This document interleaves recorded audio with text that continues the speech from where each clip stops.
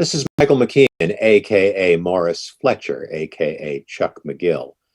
You know who I am. But it's time for Inside the Gilliverse with Eric Broadbent.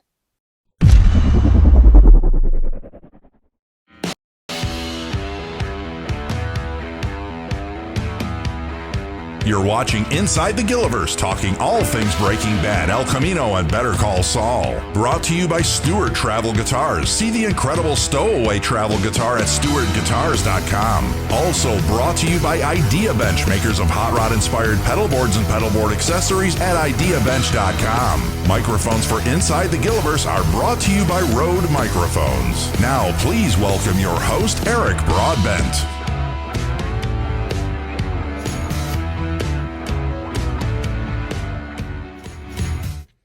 Good evening, everyone. Thank you for joining us, or good afternoon for that matter, wherever you're tuning in from. A little bit of an earlier show, but thank you for tuning in for episode 11 of Inside the Gilliverse, where we talk all things Breaking Bad, El Camino, and Better Call Saul. My name is Eric Broadbent, and it comes with great pleasure to welcome tonight's guest. You know him as Huell Babineaux, possibly, from Breaking Bad and Better Call Saul, actor and comedian Lavell Crawford. How are you doing, Lavell? I'm great, man. How are you? I'm well. I'm real well. That is good to hear. That is really good. When people are well right now during these crazy times, I mean, really, could we ask for anything more as long as we have a roof over our heads and feeling pretty good? Hey, amen to that, brother. I mean, because I ain't know, man. I thought I was about to go into prostitution. I ain't know, man. I know what you and I were talking off the air. We're talking about, having to adapt in these worlds, musicians and comedians like yourself as well, too. Like your bread and butter is being out there on stage when you're a kind of a person who's wearing multiple hats, a comedian and an actor.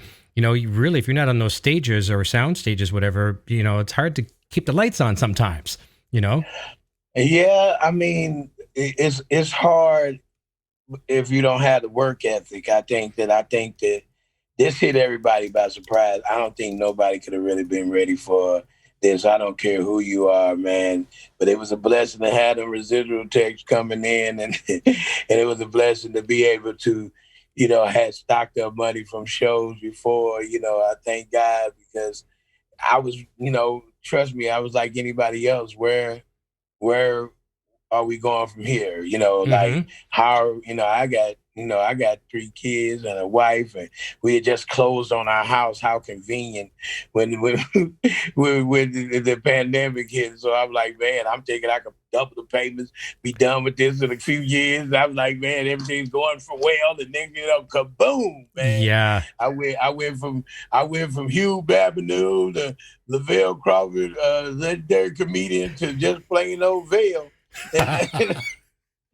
I was up here looking like, man, let me get my grass cutting skills back, get back to my handyman stuff. I know how to put in a toilet. I ain't know what I was going to have to do, man. Whatever it takes. Maybe that's, and it's smart that, you had some, residuals and all those things like that as well, too. But maybe a bit of advice. This wasn't a question I had for you today, but maybe you could help some people that, sometimes, and we're all guilty of this. Let's say you're a musician and you get this big signing bonus, right? Okay, I'm going to go out and buy my Ferrari, and I'm going to buy this, I'm going to buy that. And then we always hear that little cliche, save some for a rainy day. And all of a sudden, right. Pandemic this year, 2020, is a rainy day that we all needed a nice nest egg. Any advice you could offer some people that get into show business and think, like, I'm just going to go do this, I'm going to do this, it's going to be all gravy, it's going to be great. And then all of a sudden, something hits you out of left field and you don't know how to prepare for it? Well, I've heard and I've learned from several other people, I mean, in the entertainment field. I've always had to, I had to scrape and scramble all my life, being in a single parent home, and, and my mother, sometimes we had breakfast or dinner and stuff. So my advice to anybody in this game, that tomorrow's not promised. So make sure you put away whatever you can and invest as soon as you possibly can. Don't worry about Ferraris and all that stuff. Get you some mainstay property, don't just go down that rental hole, and have you a place to stay, have you some furniture, have it pretty much paid for, get you just a good car, but at that time, just stack, man. I tell you what, if I could tell anybody anything, I'd tell them to stack that money, and, as much as you can. and keep your bills as low as possible. And, I mean, even after you win an Oscar, stay humble, man, because, I don't care what you think about all the glitz and glamour. You can lease a Ferrari for a couple of months Sure. and give it back. You know what I'm saying? Because it depreciates as soon as you drive it off the lot, especially if you buy it, unless you get you one 1963. They're one of the rarest ones they ever made. But if you haven't got that, it's not an investment. So I tell people, think like your grandfather did. Put them chips away, and because I mean, like for Breaking Bad and Better Call Saul, being a stand-up comedian, I had no expectancy that I was gonna land opportunities like that. So you just don't know. You might be a road comic the rest of your life. You might be a play actor, maybe a bit part of extra. You might be a background musician for the rest of your life. You don't know. I mean, it depends on your drive. And your drive makes it. It's nothing else. Because I never had nothing handed to me. So it was my drive. I mean, because short story about getting Breaking Bad, I was a touring comic. I just moved my wife and kids. We had been married like a year. I had my baby boy, who wasn't even born yet. I moved my older kids, my stepchildren, up to Los Angeles. Got my daughter in school, got everybody in there. Just got off the road, then did like 9 shows, exhausted. Got in at 6:30. My manager at the time told me, "Hey man, I got an audition. It's for a TV series. You heard of Breaking Bad?" I said, and I kind of heard of it at that time. It was before it exploded. Because I came in on the cusp of the freaked out fans and all that stuff. So I was like, I heard of it. He said, well, they got an audition. They need you there at 7. I think it was like 6:45. I got in at 5:45. I had to drive across town, Los Angeles. If you ever been to Los Angeles, that's the worst time to drive. I know. And anytime. And I said, man, can I do it tomorrow? No, they needed you today. And I went in for Lucius, the tow truck driver, which would have been a big part. Oh. But yeah, I wasn't coming in for Huell. I wasn't coming in for, and it basically wasn't even Huell. It was security guard. Okay. That's what it was. It was just security guard. And they said, you mind reading this one little line for security guard? And they said, we want you to read for 2 parts. And I read for, I had studied Lucius and everything. I'm thinking, I had a few lines, but for Huell, I had one little line say, we're closed. And the guy said, hey, when can you start working? I said, what? Because I always said to myself, that's my whole dream in the audition. I come in and they tell me, when can you start? Just like that, just like when Elvis Presley got picked up, he working at a gas station. Hey kid, hey, you want to be famous? Get in the car. I'm just like, I'm just waiting for that moment. That moment never came. That was like my 3 millionth audition. And for this guy to say, when can you start? I said, yesterday, And next thing you know, I had a plane ticket. I'm on my way to Albuquerque to do this one line. But but I didn't even know how big this was. Next thing, I was getting called every week to be on a show where I had like maybe a bit line and everything because I became very iconic in this role. So it was, I think but you think about it, you don't know how long it's going to last. So you just take your time and stack and don't think you're going to be, I'm balling out of control because, man, it can come back to bite you so fast. I agree. And man, talk about fantastic advice. That was a question I had on the agenda today, was to talk about the audition and how you got that. But that's fantastic. And the way that you talked about putting some away, and my better half, Sandra Lee here, she's all about that as well too. Save for a rainy day. And you talk about renting a car, leasing a car. Believe it or not, I was quite shocked. And I laughed, but I didn't mean to laugh when this came out on the show, just because I was so surprised. Michael Mando was on the show. He was our second guest when we kicked off Gilliverse. And we're talking about, fame and stuff like that. And he mentioned he drives a Prius.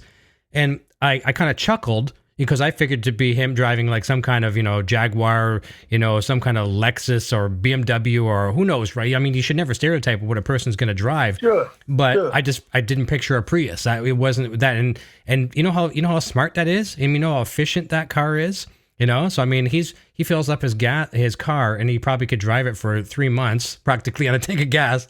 So, pretty much. Yeah. So it's smart. So puts them away for a rainy day. Nothing wrong with, instead of buying a $5 million house, buy a house that maybe, your parents would have loved to have had it as when you're a kid or something like that, and keep some locked away, but stacking it. I like that. It's really, really good advice. We got a bunch of good questions coming in. I'm going to ask one right away from one of our super chats and one of our friends from Karina. And you and I talked about this off the air just a little bit. This is a good question and one of my favorite episodes in Better Call Saul. She says, question for Lavell, were you surprised to have almost a whole episode dedicated to saving Huell from going to prison in Better Call Saul Season 4, Episode 8? Clearly, Saul has a sense of loyalty, it seems, to Huell, and maybe we'll even see him in Omaha with Gene if we're lucky. Well, I was surprised how big Huell got as a character, as a character in this roller coaster of madness. I mean, from from Heisenberg to all the way up to Gustav, and you had so many great characters. Just that Huell, get in Better Call Saul, which he was Saul's right-hand man, and I want to find out how his story became, because I thought he met a pro wrestler. You think he would be a tough guy, but the way he comes in is just like, I guess it fits. You don't want some guy that's out there being seen. So when they brought Huell in, I think that I said it made sense how he kept him out of jail, how his loyalty came to be. And I thought it was hilarious, all the stuff that they did. I was shocked that it was a whole episode to get me out, but it showed why Saul was the man, how Saul was dealing with criminals, because you need the best lawyer you can that can get you out of the stink. You know what I'm saying? I mean, out of that, because especially the guys like me I hit a cop. I busted a cop in the head with 3 cans of soda and some sandwiches, I mean, and he had already arrested me before. Right. So I thought, and I knew, and I mean, that when I played that character, we say, well, I got other ideas, I'm going to bounce. And he was like, no, what you mean? He say, yeah. You say, man, I can get out of here, man, because I know I got to leave this town, man, because I'm going to jail, brother. What you gonna do? But it went, the way they put it together was genius, and I loved it. I tell you, to be honest with her, when I watched the episode, because I did all the stuff, but I didn't see it completed. So when I watched that episode, I laughed so hard. My wife thought I was crazy, because I said, you got to see this. They had me in the choir and had me as a fireman. I just looked like same guy that was beating up piñatas, almost about to bash a kid in the head. But here I am singing church songs. It was funny, man. It was great. Absolutely it was beautiful. An honor. It was, for sure. I mean, and then there, Jimmy, he's talking as the parishioner or the priest at the church, and saying we're going to bring in a couple bus loads of parishioners and everything to the courthouse. And I mean, and the laws that both Jimmy and Kim broke to make that happen. I mean, like mail fraud, multiple counts, like hundreds and hundreds and hundreds of counts of mail fraud. These things just don't really happen in the real world, and if they do, no, actually they kind of do in some cases, but we just don't hear about them. Well, if you're a good lawyer, it does. That's right. That's right. And I mean, don't we all wish we had a Saul Goodman in our back pocket? Oh my God! I mean, I said I wish I had a Saul Goodman and Ari Gold from what's the Entourage. Okay. I said I want Ari Gold for my agent and a Saul Goodman as my lawyer, man. 2 great guys. What else could you ask for? Right? Man. You got it all with that. Well, that was a good episode. If people are new to this episode that we're talking about, in season 4, we won't give away any real spoilers. We talked a little bit about it, but you're in for a real treat.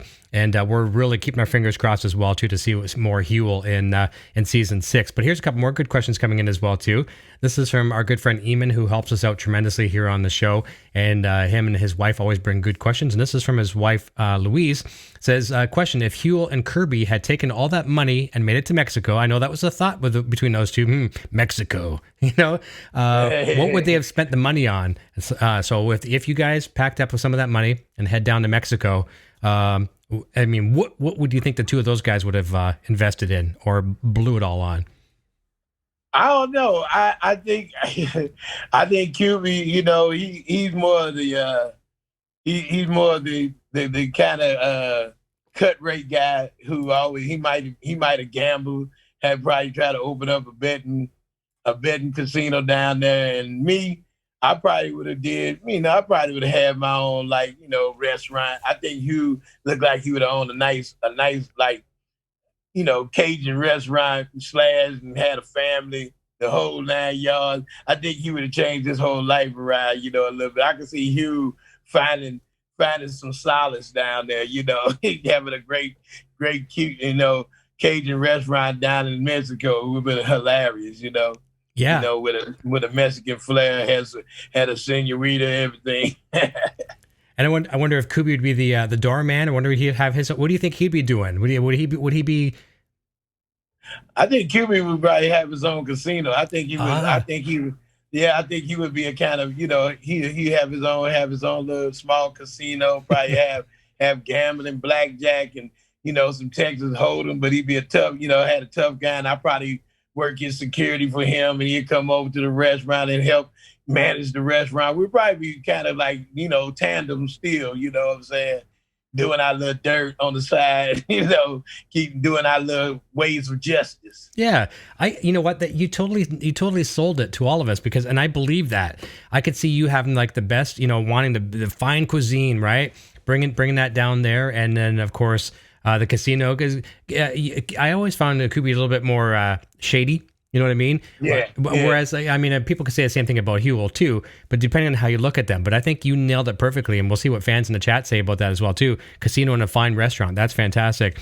Here's a question from, and this is talking about the wife. You talked earlier about a new wife at the time, freshly married. Nat Romero says, Lavell has to tell us about all the secrets to the marriage scene. So, as an actor, comedian, of course, as well too, gone from home a lot and acting as well. Especially when you didn't realize how big the parts in Breaking Bad and Better Call Saul would become. Being on the road a lot, it takes a really good supportive group at home. Can you share with us a little bit for Nat's question on how you make your marriage a success when you're not always at home? Well, I do my best to make her happy. That's why I say a happy wife is a happy life. I do my best. I know I ain't easy to live with, and during this pandemic, I thought it would be more treacherous for us as a married couple being so close to each other. But I think that it strengthened us. And when I got back on the road, it kind of gave a little flack because I was gone. She was used to seeing me every day just as well as my son. But I don't have a formula, man. I thank God above for blessing us to just, She my baby, my soulmate. She was there during the, when I was weighed about 500 pounds and I had diabetes real bad, and I would have it so bad I would have swells on my back, and she nursed me to health, and I was out here earning the money, and we had our fights, we got battle scars of love, but she stayed with me, and we met each other after the show where I didn't think I had a great set. And she came up and whispered in my ear, where am I staying at? And I told her, but I ain't tell her what room because I thought she might have been crazy. but she found out my room. She didn't find my room number, but they put her through to my phone, and she claimed that she was my wife way back then before we ever got married. So, oh, wow. And this was Valentine's Day. We got married. We met on Valentine's Day, and we got married on Valentine's Day. So she always be a special part of my life. I need somebody. You gotta have. I always say when you get married, you gotta have somebody who's your equal, not physically, but just mentally, and being able to be as strong and give you that push. You can't have someone. What are we gonna do, baby? She be like, get up, stop crying, stop. Like I would tell her, get up. You got to go for it. And and I think you need someone who can be a coach as well, and you can coach them back. And y'all can go at it, and we'll have our moments, and then we'll find our way back to common ground, which that's a strong marriage. When you can, because there ain't no marriage. You ain't walking around here, oh, we're in love. No, that don't happen. You're going to have those times where, as long as it's peaceful in the house, everything, she's happy, and she's good, and she can cook me some food and brought it in to me in my office. and we hug and kiss, and we get cuddled up every once in a while. I think that's the greatest part of marriage. Just because when I'm in these hotels, I freak out because I don't like. I like to at least feel her back, or put my arm around her waist. I hate being without her in the bedroom. That's one place. I just, when you get married, you get used to sleeping. When I was single, it was okay. But now when she gets out of bed, she gets up earlier than me, and it freaks. She go to bed earlier than me, and she gets up earlier than me. And I hate that because I feel the bed empty. Yeah. And I'm like, oh, man, where'd she go? And it kind of messes up my sleep, and then I wind up waking up. So I think just, giving as much attention as you can, and just being there as much as I'm on the road, and the attention I give to the road, I got to give it at home. That's all I can say. I do my best. I'm not perfect, though. Trust me. None of us are. I know the fans are loving this. This is actually a beautiful statement. Fantastic about Valentine's Day. My father he's passed away, but also his birthday on Valentine's Day. So a very special day too for that. I mean, wow. You really nailed it. You really, really nailed it. It's never an easy thing. And I'm the exact same way. I work from home, so I'm home 24/7 pretty much. And the only time I ever go away is like sometimes because I told you off the air I'm into music, and I go to the convention it's called NAMM. It's in Anaheim, California, usually in January. And I'm gone for anywhere from 2 to 4 or 5 days. And, a couple times I've gone for a better part of a week. And I hate it. Like, I hate being away from her. We'll connect, of course, like anyone does when they go away, like through FaceTime or Skype or things like that. But it's just not the same. And you almost feel like part of you is missing. So I get that. I get that 100%. And I know a lot of us can relate to that. When you're single, it's a different story because you haven't experienced that 24/7 partner. But once you've had it, it's so hard to sever it for even a short duration. I mean, because once you get married, just like you say, you miss it because I see people that fight because they become selfish. It's just a thing about, I look around the house. If my wife gone too long, if she gone over 30 minutes, I'm calling like, where you at? You all right? And we got to talk, because sometimes you need a breather. Like them 4 or 5 days you gone. After that third day, you like, man, I'm going like every weekend now. But once I get off that plane, hey, baby, I made it. What y'all doing at home? What y'all eat?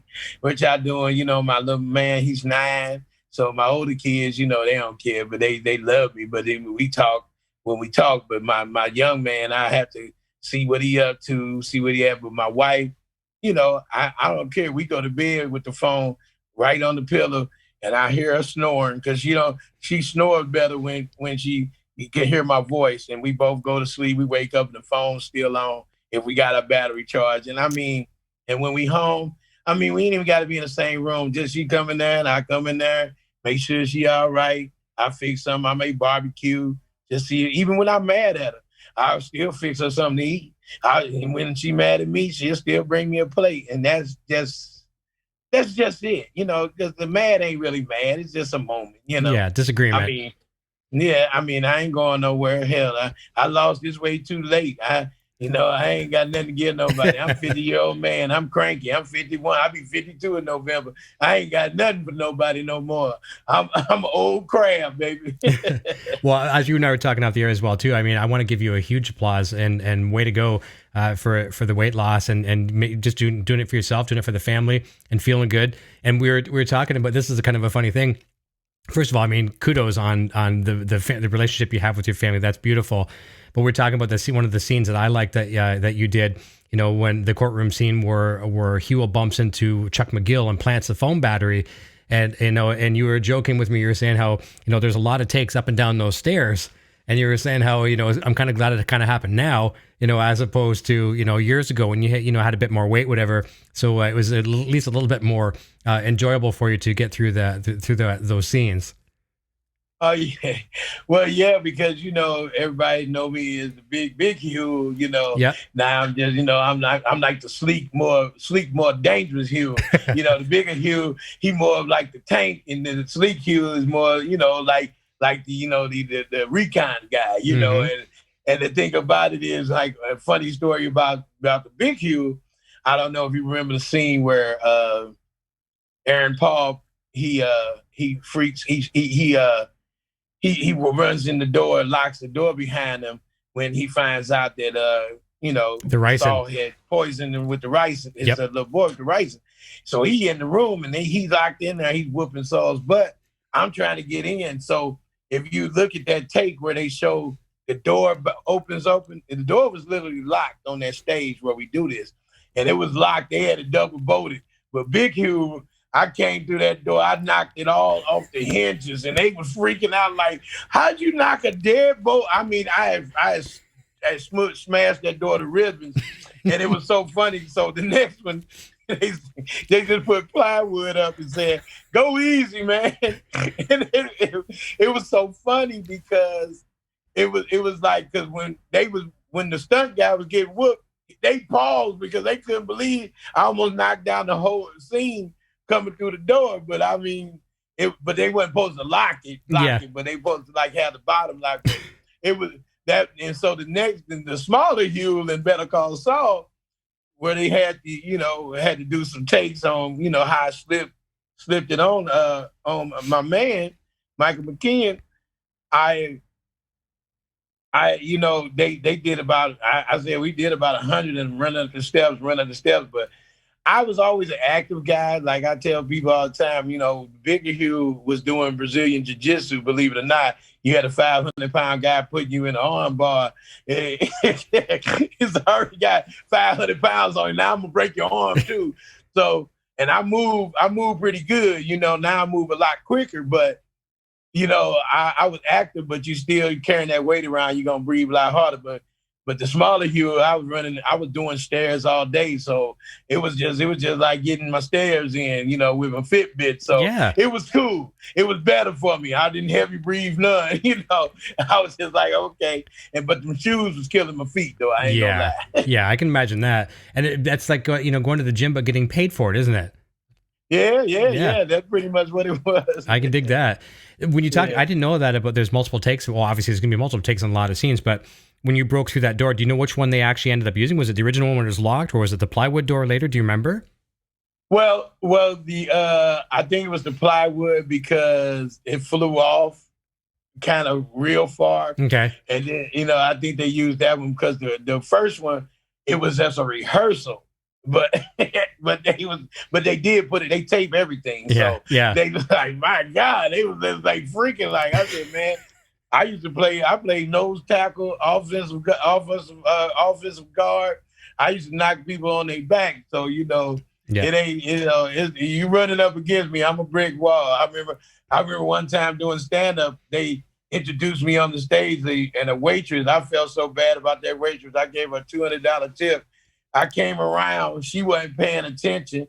She comes up and she ran into me, and she just melted, like she just went down like a smear on a windshield. Oh, no. All the drinks on her body and everything. She collapsed and just laid on the floor. And she wasn't a small girl, but she came up against me, was like running up, like getting hit by a diesel truck. And she was just like, and I felt bad. I was like, oh my God, because I was like, why were you even in the way? And they was introducing me, but it was just so crazy. But I gave her a $200 tip. She was fine. And people was like, oh my God. And everybody said, man, I don't want to run into that guy. No. But the thing about it was, I guess I was made to play Huell, so that was the funny thing about it. Well, you own it. You really own it every time. And she's probably looking back at that now. I got to run into Lavell, you know what I mean? So and get a $200 tip. So she got paid for the exercise as well, too. So that's fantastic. Yeah. Here's a good question from Eamon again. He says, let me see, where was it? Have you considered having, I don't know the song that well for some reason. Maybe he says, have you considered having Got to Pick a Pocket or Two as your walk-in music when you do stand-up? Got to Pick the Pocket? I never heard that song. I don't know it either. Maybe Eamon can comment. And I feel I should know a lot about music here, and I don't know that one. Arabella, and I got to give credit to Arabella here. Arabella is one of our regular fans here. We really have some great people in the Gilliverse family, and I'm becoming friends with a lot of these people. It was actually her idea. She had commented on Twitter a while back. I posted, "Who'd you like to see on the show?" And of course, you were always on my radar. But Arabella says, you got to get Lavell. We want to talk some Huell, have some Huell's rules and all that kind of stuff. So she says, Arabella, my favorite Huell moment is at Jimmy and Kim's wedding. What does he think of Kim, especially after Kushada, when she risked her career to help him? And does he like Kim and Jimmy together? Oh, I love them together. I think she probably the right. I mean, I think Kim accents and compliments Saul so well that, I mean, but I think being his lady or his wife it's a dangerous game, you know, because Saul is an all-in guy. You know what I'm saying? He seems like he's naive, but under that persona, he's deadly. You know what I'm saying? He's a scorpion, and I think that he would, drain her, but I think he needs her because she energizes him. I think she's great for him. I think she's perfect because, I mean, where he wants to go so dirty, she's almost like, I think I look at them like me and my wife. Yes. Because like me and my wife is like, I'm a comedian and I'm a straight up guy.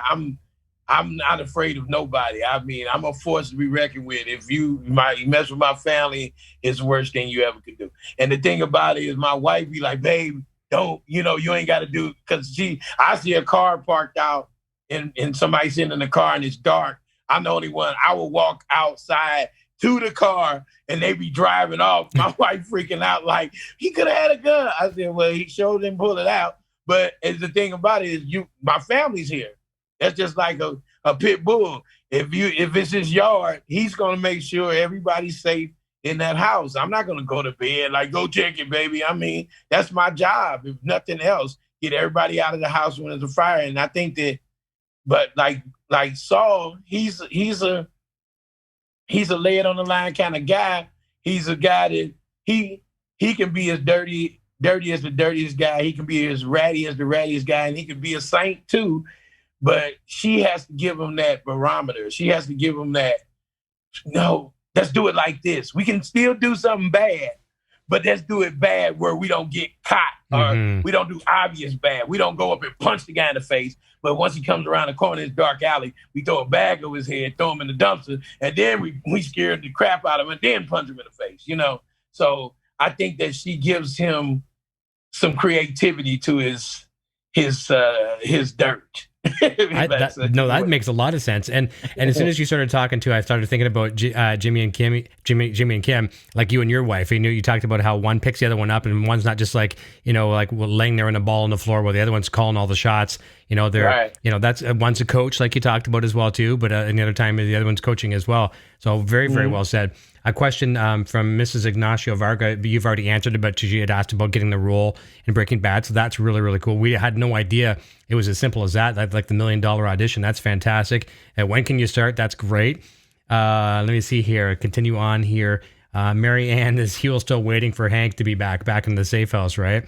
That's kind of an ongoing thing. And didn't what was it? Funny or Die do like a kind of a skit with you, like the Huell's rules or something like that? Yeah, Huell's rule. That was funny, where we had a whole family and everything. That was funny. That was a lot of fun to do that. Yeah, that was a lot of fun. Everybody, the whole cast was great. It was so funny. But the strange thing about it, I don't know if you've seen the El Camino. I'm sure you had to. Where they did the Samsung commercials where Huell was stuck in there. They was doing the countdown.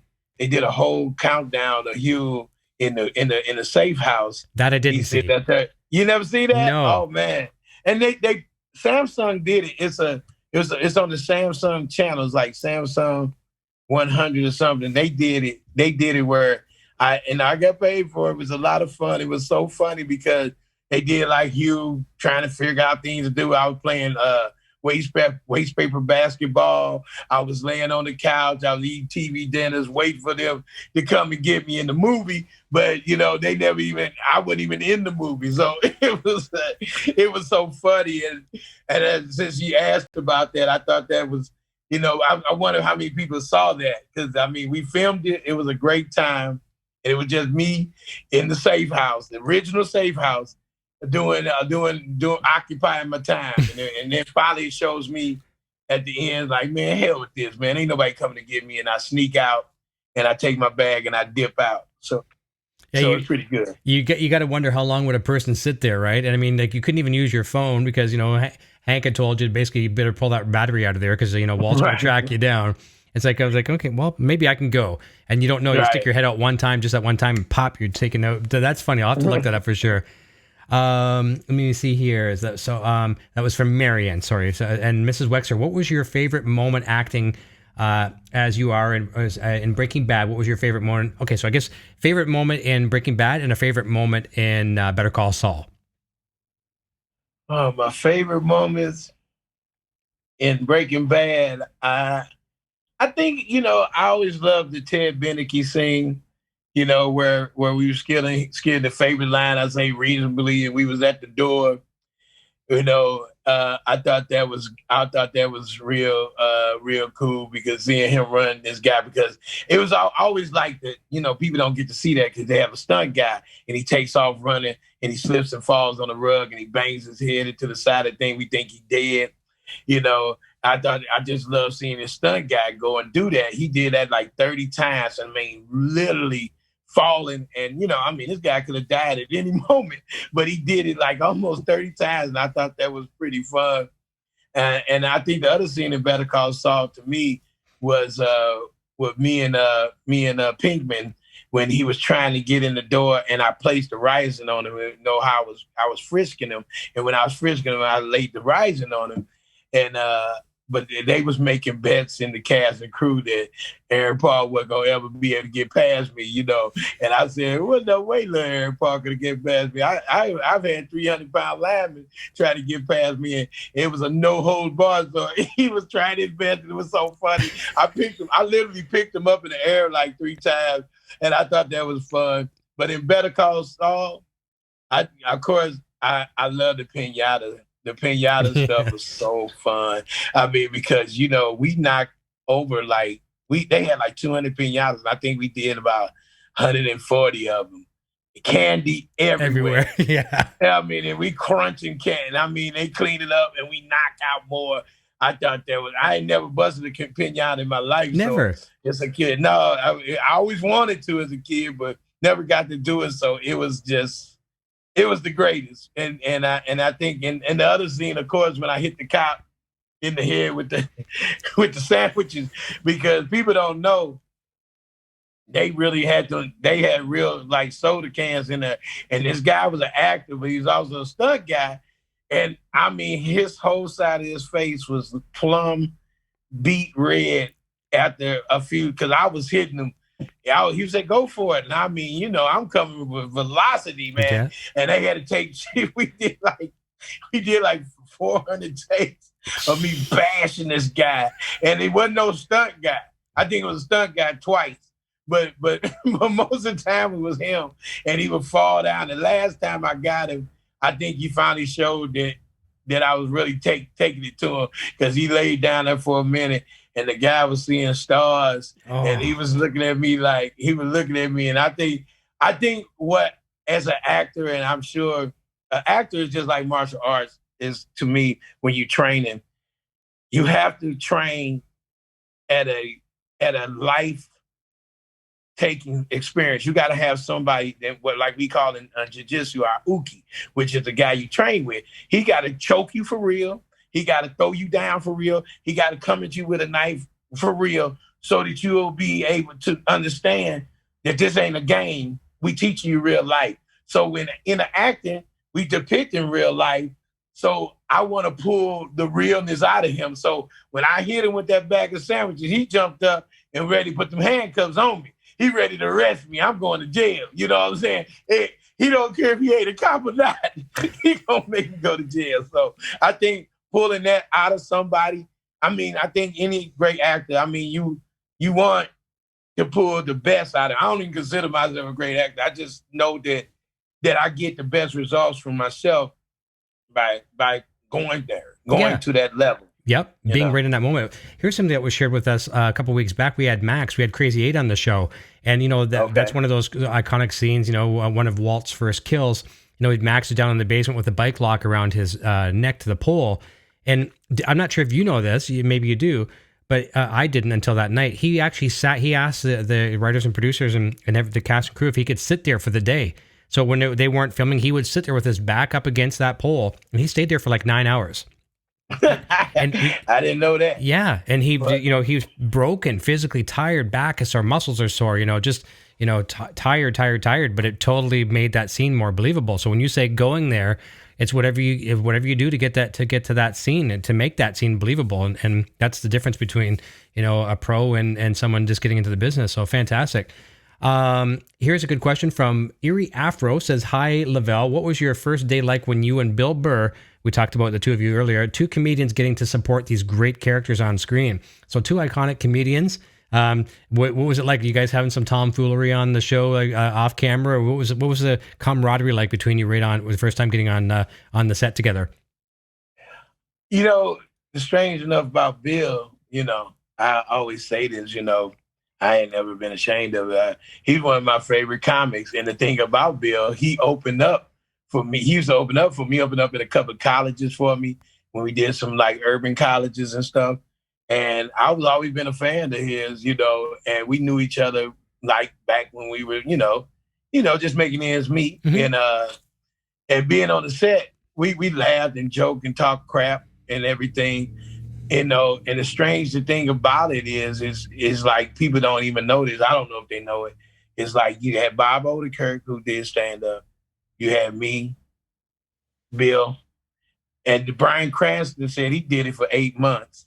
And then, then Gomi, yeah. Stephen Kumanzada, he also was a stand-up. Yeah. And the thing, and the funny, then I seen Roy Woods Jr., he did an episode where he was, so they have a lot of comedians jump into this dramatic role that's funny. But like being up there with Bill, I respected Bill as a comic because people don't realize, comics, we are dark forces, but we're the main thing about us is that we're always acting. So I think watching him and his character going to QB, he was incredible. Just going into it and we meshed because we look like, like guys that work on the night shift at some plant. That's what we really look like regular Joes, working it. And we did a pilot. I auditioned for his pilot. And I thought that we had too much chemistry. And I think that's why they didn't give it to us. Okay. They didn't give me the role. And it didn't go. I said, y'all should have had us as buddies, because not only would it have made it to TV, they would have been like, QB, Hugh, wow, that's a whole fan base y'all lost trying to be too particular. And they talking about I didn't look like the sister. I said, find the sister that I look like. It would have been funny. I'm not beautiful. My sister don't look like me. If they look like me, they'd be ugly as hell, I ain't ugly, but as a woman, I wouldn't be that beautiful. But yeah. But I think that working with Bill, it just showed you that, these comics out here are some talented suckers, man. These talented SOBs. These guys can put it together. I think about like Rich Belzer. Rich Belzer, he was been on, how long he been on CSI? Like 900 years, It's an epic to see some guy that can pull that off he playing a cop forever. Mm-hmm. And just, pushing that out of himself. And I was honored to work with Bill. Like I said, I find him funny as a stand-up, and I respect him as an actor. It's so funny because they worked so well together. I just love seeing you guys together. And when Tom and I had Vince Gilligan on the show, someone had asked in the chat, and I apologize, I forget who one of our regular fans asked a question, but it said, does every character deserve an ending? Like some characters you can just kind of like, oh, where'd that one go? And you don't really worry about like kind of, side characters. But so, mm-hmm. like Skylar White had an ending, and Walt obviously had a dramatic ending. Jesse had an ending, and so he goes, Vince Gilligan said, and I'm the worst at retelling a joke and retelling a quote, so I'm not quoting him here, but he said something along the lines of, I know where everybody went. I know where Huell went. I know where, he goes, the only person I don't know where it went was QB. And I said, I think he started a podcast. And it was kind of funny at the time, like I'm not a comedian. Trust me, I'm not going to open for you because I'm horrible, but it went over pretty well. It was funny. QB started a podcast.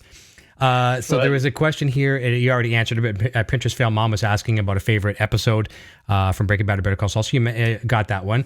This is just a comment rather than a question. Max says, I really want to thank Eric for starting this Inside the Gilliverse show. Absolutely love hearing more of these actors and writers, everyone involved with the Gilliverse are so talented. And I agree with the talent on the Gilliverse, not here with me, with all these, Lavell and I were talking about this off the air, everyone from cast and crew, from catering to camera operators to, all the casting directors, Bialik Thomas, I can't speak of them enough. Brilliant people. And when characters get killed off the show or they exit the show, they still become the biggest fans of the show. So I agree on that statement. So thank you very much. Appreciate the kind words as well too. This is from Sheev, if I'm getting the name right. How long did you and QB lay on the money and do this, channeling the Scrooge McDuck? I mean, I think it was people don't know this too, because like if you watch the scene where we coming into the storage place, we had to come around the curb and walk, and I'm pulling out, using my divisive hands to get the lockpick stuff out. And I'm taking my time as we walking in tandem. And Bill's a lot smaller than me, so he got some different gait, so I had to keep up with Bill, So, I mean, we did that like about 30 times. And like I said, I mean, I was big and Hugh was tired, but when we got to lay on that money, it was like a certain mattress, baby, and I didn't want to get up. It's posture-repeating, baby. We had memory foam. All that money. Yeah, remembering all that money. I had that right in my mind. That's a good one, man. Yeah. and it was. I mean, I don't know. We did about 100 takes on that, and I think people were laughing. And I give it to, I believe Michelle directed that one. Michelle McLaren? They have so many different directors, man, that they was all award-winning directors. These guys were freaking, talented, man. One of the guys from the Twilight series was one of the directors. Little Irish guy. I think it was Irish or British. He was something, but that's like could work the hell out of, because movie guys, they want billions of angles. So, I don't know if y'all remember the part where I had to take a dump and he was outside outside of Brian Campson and Walter White and Skyler's house, where I knocked on the door and I had to look like I was taking a dump. They had to figure out, act like you really got to go. Now act like you slightly have to go. Now, it was so funny. And then they heard me flush the toilet. And I thought it was just so funny because he did so many angles of just my part of going to the toilet, which I was like, what are you doing? Is that necessary? Yeah. Yeah. Oh, absolutely fantastic. I could just imagine laying on it at my two doing snow angels and all that kind of stuff. So we got time for about 2 more questions here and some comments. This is from Nat Romero. Could you share some behind the scenes stuff from the Mick Wexler wedding scene? How many photos did you take? So you're sitting there with like the Instamatic, 35 millimeter disposable camera or whatever. Did you snap quite a few photos, like even on set? Oh yeah, I was snapping crap. I did a couple of selfies with the thing. Nice. I took a couple of pictures of them walking up. I did a couple of snapshots of the people that were sitting in the courthouse because you had to get some ambiance. I mean, I'm a wedding kind of guy, so I took pictures of where we was. Some memories. Yeah, of course. So I think we had like about 6 of those disposable cameras, man. We just kept shooting them, and I think we did. I wish they would have printed all of them out so I could have just seen you all the stuff I was taking pictures. I was doing stuff, people in the hallway, like it was a pregnant couple. I took it showing other people getting married, so it was kind of funny.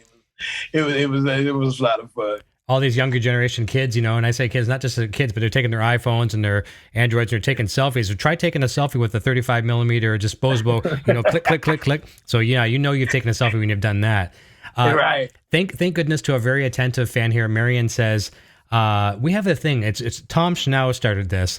And there's, so inside the Gilliverse, this Gilliverse is a place that encompasses the entire universe of Breaking Bad, Better Call Saul, El Camino. And apparently there is a smell in the Gilliverse, okay? And it could be a good smell, could be a bad smell. There's no right, well, there is a right answer according to Tom Schnauz. So the question to you is, what do you think it would smell like when one enters the Gilliverse? I think it's gonna smell just like Los Paulos. I think gonna be some good old delicious chicken smells in there, man, from the restaurant, and have some good old different kind of like Latino seasonings and some fried plantains. Now, I like some fried plantains, man. I think that's the kind of smell. 'Cause that's all I thought about when they had the chicken place. I said, I know they got fried plantains. I know they do. I love fried bananas. I love them. So I love your thinking, man. I mean, you're making me hungry today. Talking about, Huell opened up a nice Louisiana, establishment down in Mexico. Now you're talking about this. I mean, I'm starving now thinking about this. But actually, the correct answer, and I loved Vince Gilligan's. No, it wasn't Vince Gilligan's. Who said it? I forget who said money. But one of our guests said money. Vince said the real answer supposedly is bacon and fear. Bacon and fear. Yeah. So you are there with chicken and seasonings and stuff like that. So I'm gonna talk to Tom. I'm gonna say, Tom, I'm kind of liking Lavell's aspect a little bit. There's some seasonings up in there. It sounded pretty good, but I'm glad she asked that, because I would have never remembered. Let me see here. Think about the chicken and fear though. You got Gustav, who was a crazy guy anyway. So chicken and fear. I know, right? I know, that's right. And I'm kind of supporting the Los Polos right now myself. This will be the last thing. This is a question, just if you could do this. This is from Lori. Two questions. This is from Lori saying, have you seen Breaking Bad from start to finish? Yes, I have. Awesome. I watched it from the beginning to the end twice. Nice. Yeah. And that's one of those shows. I mean, both the shows. And you can even put El Camino in there as well too. You can binge watch those again and again and again. I think I've watched the two series about 5 times through. Maybe El Camino, maybe twice, maybe 3 times. But you pick up on different things every time, and then it's people that you love, you hate the next time around. People you hated before, you love. So that's what's good storytelling. And this is, where was the last one here? Teresa says, would you please say Mexico, all's I'm saying? I'm going to put it on the big screen, so I'm sure they're going to want to capture this. Mexico, all's I'm saying. All's I'm saying. That is priceless. That's going to make a nice little meme for sure. Well, listen, I told you this was going to go by fast, and I do apologize to everyone that we didn't get it to all their questions, but just a few thank yous here as well. First of all, thank you, Lavell, for giving us 60 minutes of your time today. And for those that don't know, we talked about this at the beginning of the hour. The reason why we couldn't have Lavell on a Friday night, because he's a working man and he's gigging, and good to see you out there again, slowly getting back out in the live entertainment world. We want to thank a bunch of people here too. So I made some notes because I know I'll forget that. All of our YouTube subscribers, we're just about, probably by later tonight, we should probably going to hit the 17,000 subscriber mark. Thank you so very, very much. Our super chatters, our Patreon donators, our PayPal donators as well, 2 Patreon members, and people that purchase our merch from our store. The links are in the description down below. And a big extended thank you to our moderators who keep this chat working so well.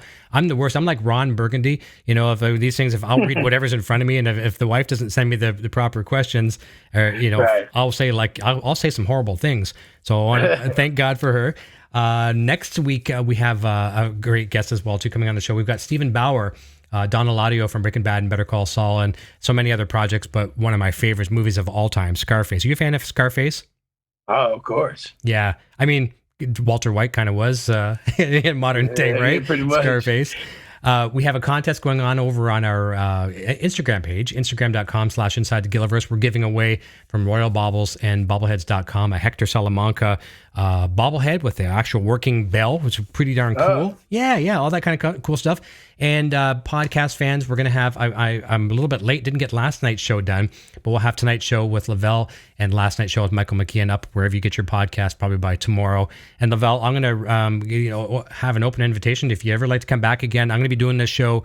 Tom's going to come back eventually after the show's written and out there and they're done and whatever. But I'm going to keep this going well through season 6 of Better Call Saul and beyond. So if you ever like to come back, I know the fans would love to have you, as would I. Oh, sure, sure. Hopefully, I get to talk about season 6. Oh, I know. I have a very strong feeling that we will be talking some Huell in season 6, and I hope that for you. And I mean, not just for obviously for a paycheck, but also because I know you're invested as a fan too. Oh yeah. Yeah. That's more of the, because I like you said, we want to know what happens to people. So, that's where I'm at. I just want to be at the end because I wasn't right hand man. So I want to be there at least, get them back for snitching on me. That's brilliant. Well, listen, I'm going to say goodbye to you off the air. Everyone, have a safe weekend out there. Thank you for joining us for this special time on Inside the Gilliverse. We look forward to seeing you next Friday, 9 p.m. Eastern, 6 p.m. Pacific, right here. And until then, cheers.